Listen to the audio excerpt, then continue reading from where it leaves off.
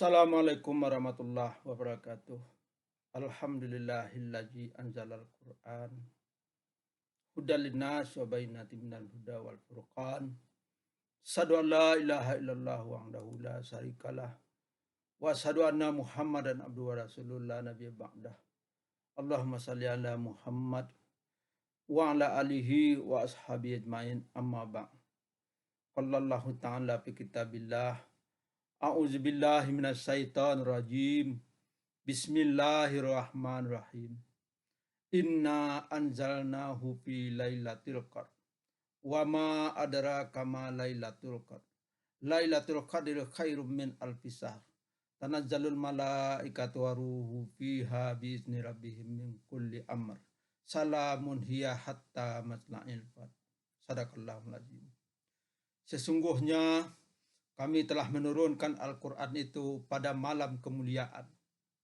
Apakah engkau tahu apa itu malam kemuliaan? Yaitu malam yang lebih baik dari 1000 bulan. Pada malam itu, para malaikat dan Jibril turun ke bumi dengan izin Tuhan mereka untuk mengatur semua urusan keselamatan malam itu sampai waktu fajar. Al-Qadar ayat 1-5. Kaum muslimin, topik kita hari ini adalah malam kemuliaan. Tidak ada kaum muslimin yang menyangkal bahwa Al-Quran itu diturunkan pada malam kemuliaan yang terjadi di bulan Ramadan, dan malam kemuliaan itu terjadi 10 malam terakhir di bulan Ramadan. Ada beberapa pesan yang perlu ditangkap dari surat Al-Qadar ini. Yang pertama, ayat pertama Tuhan mengatakan inna anzalnahu. Pada ayat ini Tuhan menggunakan kata kami, bukan saya atau aku. Inni anzaltuhu, bukan itu yang digunakan oleh Allah. Itu berarti memang Al-Quran tidak diturunkan secara langsung kepada Nabi kita Muhammad SAW, tapi melalui Jibril dan seterusnya secara beransur-ansur selama 23 tahun. Kata kami dalam ayat ini digunakan oleh Allah dengan maksud atau tujuan bahwa bukan karena Tuhan tidak mampu atau bisa langsung menurunkan Al-Quran kepada Nabi Muhammad SAW, tetapi Tuhan hendak mengajari manusia bahwa manusia itu tidak boleh menonjolkan aku atau egonya dalam berbuat dan beraktivitas. Sebab apa-apa yang kita perbuat pasti melibatkan orang lain langsung ataupun tidak langsung. Sebagai contoh, kita ada dan besar di dunia yang fana ini adalah atas jasa dari kedua orang tua kita dan tangan-tangan baik lainnya yang merawat kita. Karena itu, mari kita jangan egois dan pokoknya dalam hidup ini. Yang kedua, Allah menggunakan kami menurunkan Al-Quran pada malam kemuliaan, yaitu malam yang lebih baik daripada 1000 bulan. Ini mengandung pesan bahwa Al-Quran itu berisikan berbagai petunjuk, furqan, hikmah, mauizah, dan informasi-informasi mengenai semua masalah dan hal yang berkaitan dengan Tuhan, semesta, dan manusia, dan lain sebagainya. Untuk mengatur manusia sampai akhir zaman nanti. Makanya tidak lagi kita diperlukan atau Allah tidak lagi memerlukan menurunkan Al-Quran kepada manusia atau wahyunya kepada manusia setelah Al-Quran datang, karena semuanya sudah ada tercakup dalam Al-Quran kalau kita mau mempedomaninya. Bila umat manusia menjadikan Al-Quran itu sebagai hudan, furqan, nuran, hakiman, mauizah, dan lain sebagainya, maka akan terciptalah semesta dan manusia yang salam, yaitu selamat dan menyelamatkan sampai kepada kehidupan kedua nanti.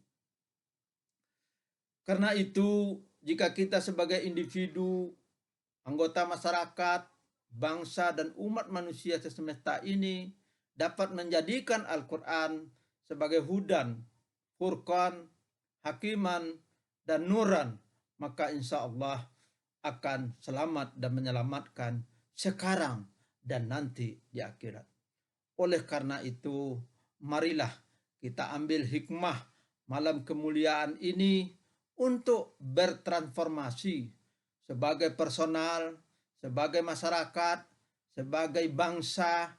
Mari kita tinggalkan perilaku serakah, perilaku merusak, perilaku salim, perilaku egois, perilaku manipulatif yang telah kita perbuat dan lakukan selama ini.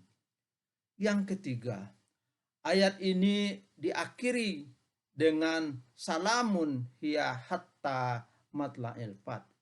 Ini mengandung pesan bahwa seorang individu yang mendapatkan malam kemuliaan itu akan terjadi kesadaran dan transformasi dalam dirinya dan kehidupannya secara fundamental ke arah yang lebih baik. Sehingga perubahan itu menyelamatkannya sekarang dan sampai kepada kehidupan dia dibangkit nanti di akhirat kelak. Itulah makna sesungguhnya dari malam kemuliaan yang kita peroleh, yaitu terjadinya suatu transformasi dalam hidup dan diri kita ke arah yang lebih baik. Sebagai contoh, mereka yang mendapatkan malam kemuliaan itu, yang tadinya selalu berperilaku syirik, sekarang sudah ikhlas dalam bertingkah laku. Tadinya selalu salatnya lalai, sekarang selalu awal waktu dan berjamaah. Tadinya jarang zakat, infak, dan sedekah, sekarang setiap hari selalu bersedekah dan berinfak semampunya. Tadinya malas puasa, sekarang sudah puasa Senin Kamis. Tadinya jarang menyentuh dan membaca Al-Quran, sekarang sudah one day, one juz dia lakukan. Kalau tadinya omongan dan kata-katanya selalu menyakitkan orang lain, sekarang sudah menyejukkan dan menyerahkan dan lain sebagainya. Itulah tanda dia mendapatkan malam kemuliaan yang menyelamatkannya sekarang dan sampai nanti di akhirat Allah Subhanahu wa ta'ala. Mari kaum muslimin, 10 malam terakhir ini kita berazam untuk berubah dengan memperbanyak ibadah, doa, dan kebaikan agar kita mendapat malam kemuliaan transformatif itu. Doa yang selalu diajarkan oleh Nabi kepada kita 10 malam terakhir ini adalah Allahumma innaka afuun karim tuhibbul af'a fa'fu anni. Semoga kita dibimbing dan diizinkan oleh Allah mendapatkan malam kemuliaan ini. Amin ya Allah, amin ya rabbal alamin. Itu saja yang dapat kami sampaikan. Terima kasih atas perhatiannya. Mohon maaf atas segala kekurangannya. Astaghfirullahaladzim wa atubu ilaih. Wabillahi taufik wal hidayah. Wassalamualaikum warahmatullahi wabarakatuh.